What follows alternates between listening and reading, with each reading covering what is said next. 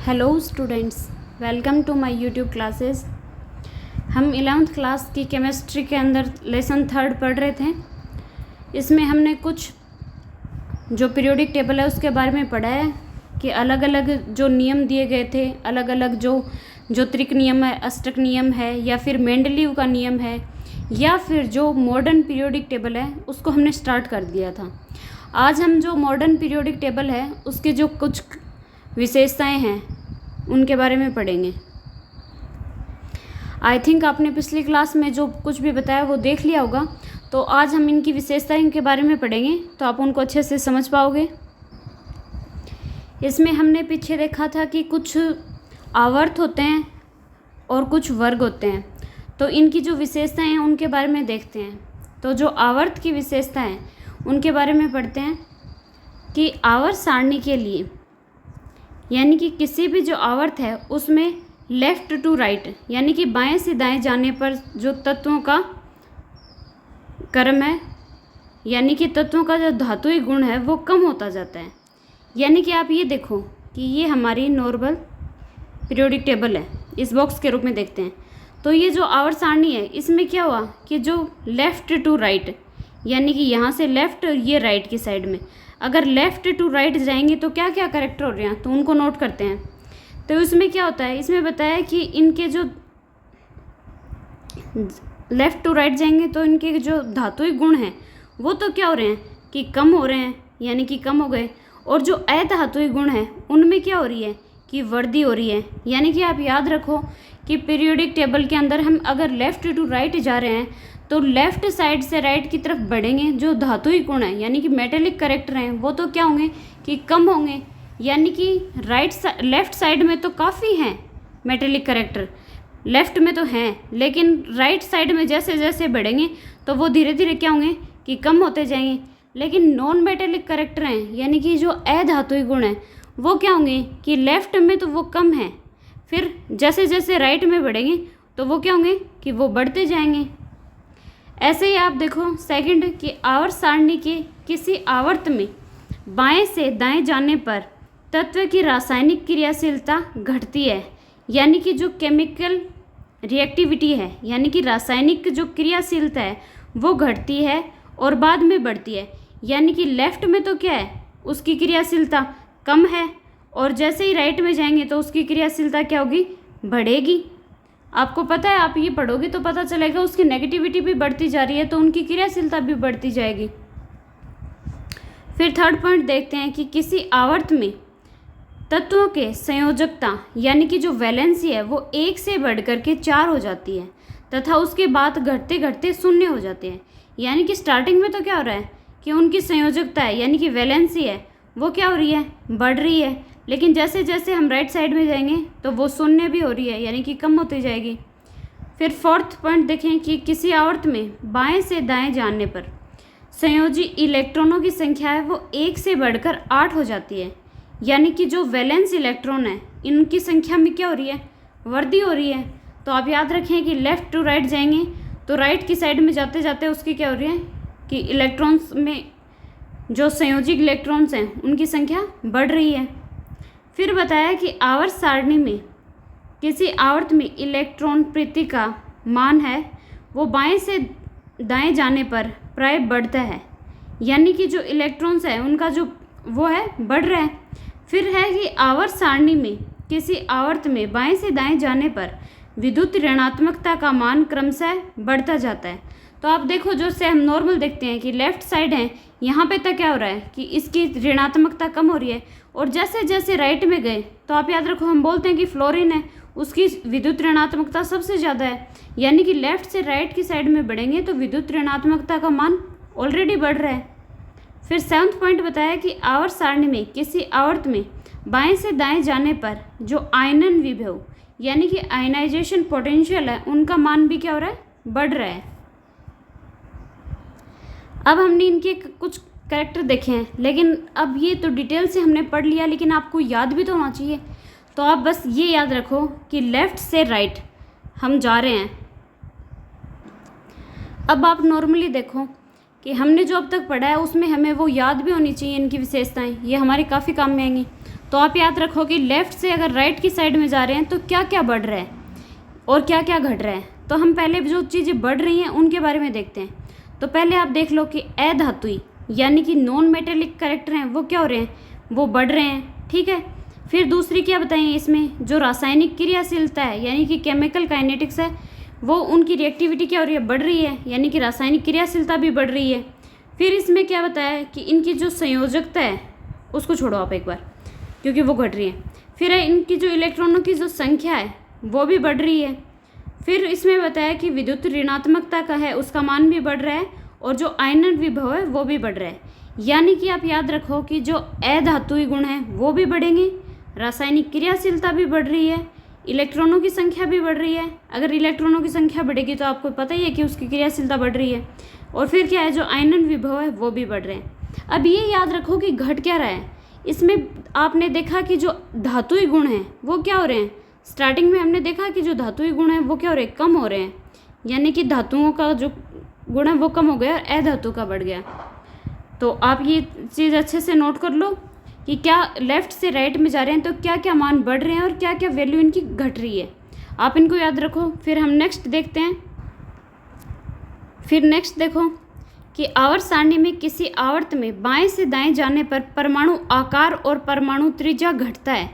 यानी कि अगर हम लेफ़्ट से और अगर राइट की साइड में जाएंगे तो हमने पढ़ा है कि जो परमाणु है उसकी साइज़ क्या होती है कि कम होती जाती है, यानी कि आकार है वो कम हो गया। अगर आकार कम हो रहा है तो उसकी त्रिज्या भी क्या होगी, ऑटोमेटिक कम हो जाएगी। फिर है कि आवर्त सारणी में किसी आवर्त में बाएं से दाएं जाने पर तत्वों की ऑक्साइडों के जो भास्मिक गुण है वो क्रम से घटते हैं। यानी कि ऑक्साइड जो नेचर है वो भी क्या हो रही है कि कम होती जा रही है। तो आप याद रखो कि लेफ़्ट टू राइट अगर जा रहे हैं तो कम क्या क्या हो रहा है, उनका आकार भी कम हो रहा है और उनकी त्रिज्या भी कम हो रही है और ऑक्साइडों के जो गुण हैं वो भी कम हो रहे हैं। और हमने स्टार्टिंग में देखा था कि जो धातुई गुण हैं वो भी कम हो रहे हैं। फिर ऐसे ही हम अब वर्ग के बारे में देखें तो वर्ग की विशेषताएं क्या होगी, वर्ग यानी कि ग्रुप।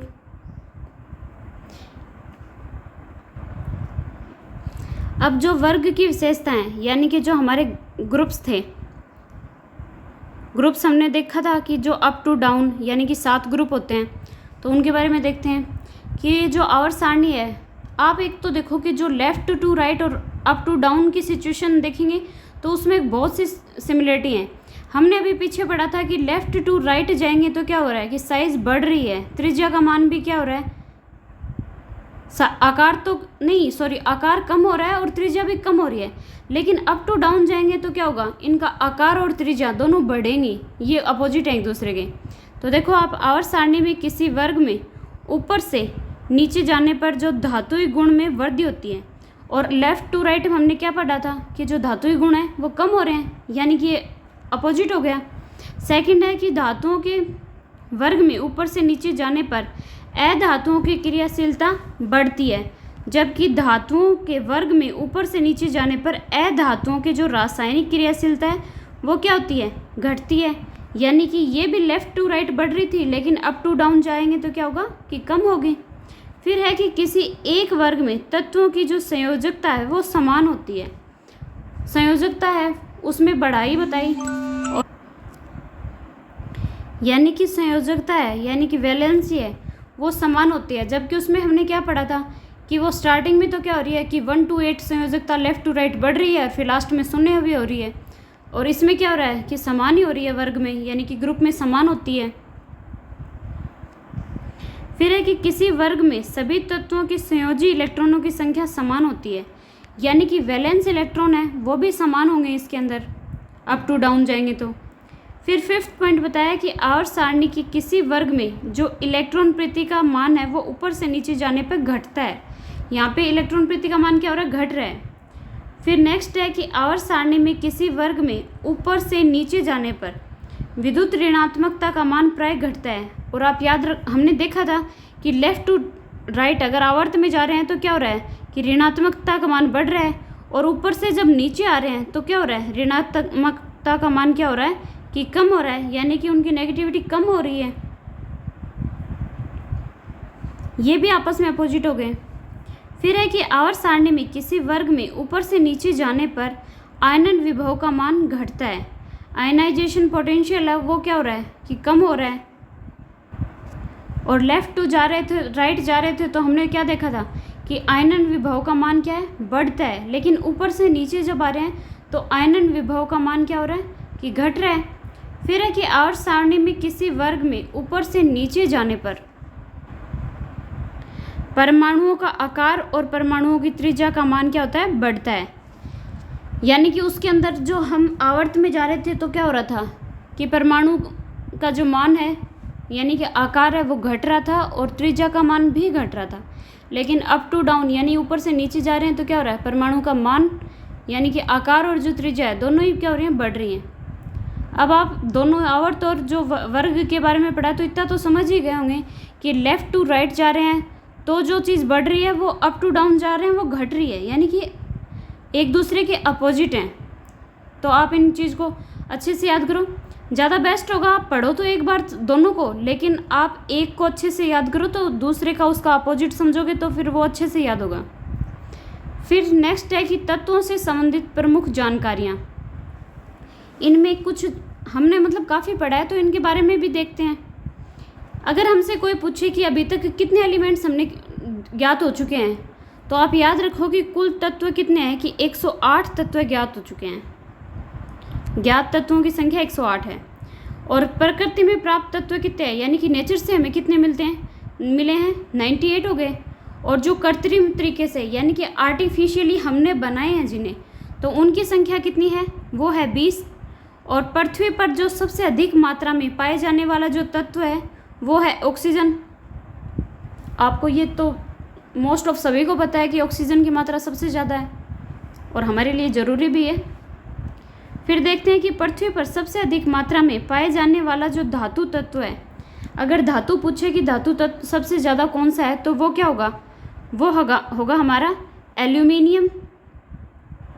और सबसे हल्का तत्व अगर कोई पूछे तो सबसे हल्का तत्व होता है हमारा हाइड्रोजन, जिसके अंदर क्या होता है, परमाणु संख्या कितनी होती है उसकी, एक ही होती है।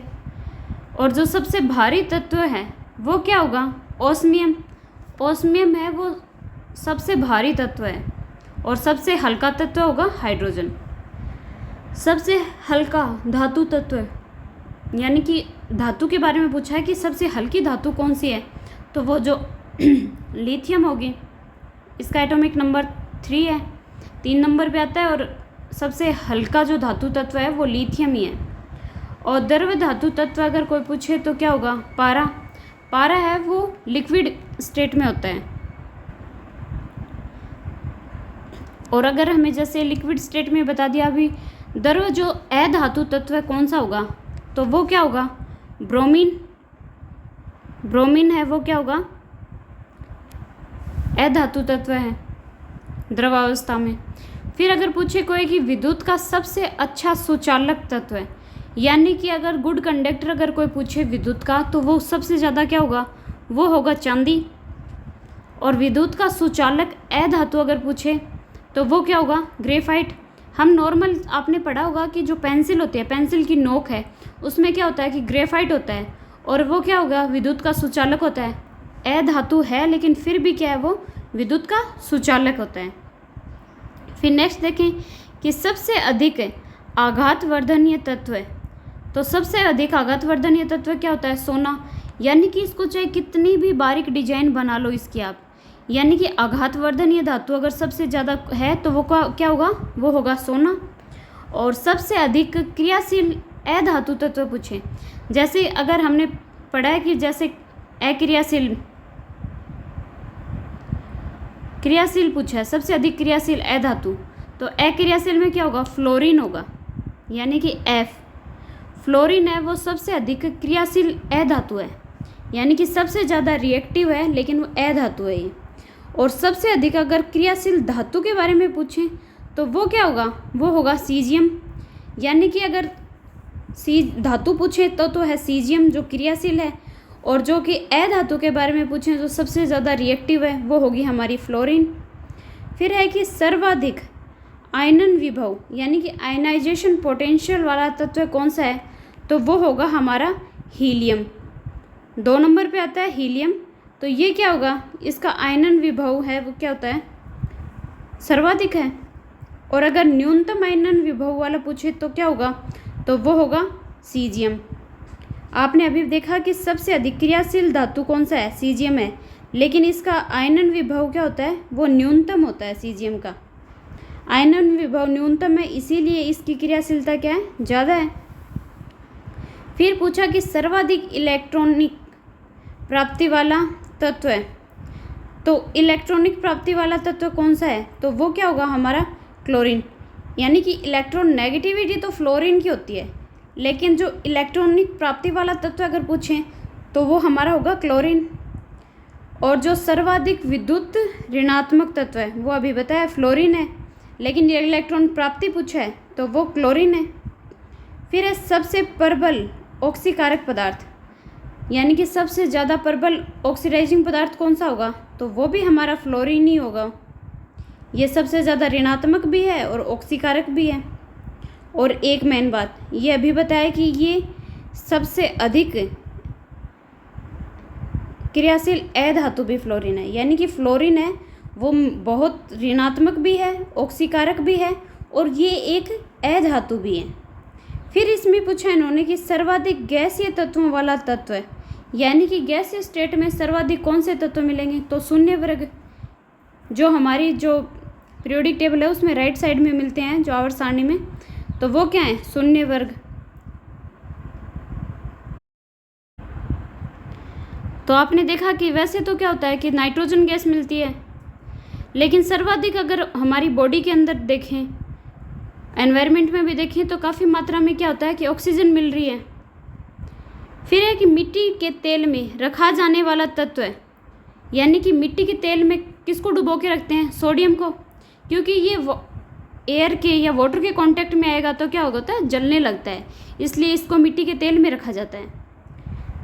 फिर है कि हड्डियों एवं दांतों के निर्माण में वाला प्रमुख तत्व है, तो जो हमारी हड्डियां हैं, ये दांतें हैं, उनमें सर्वाधिक मात्रा में होता है वो होता है कैल्शियम। और सेकंड में क्या होता है, धातुकर्मीय उपचार के अंदर या फिर अधातुकर्मीय उपचार में, यानी कि कैल्शियम सर्वाधिक होता है, ये धातुकर्मीय और उपचार में होता है।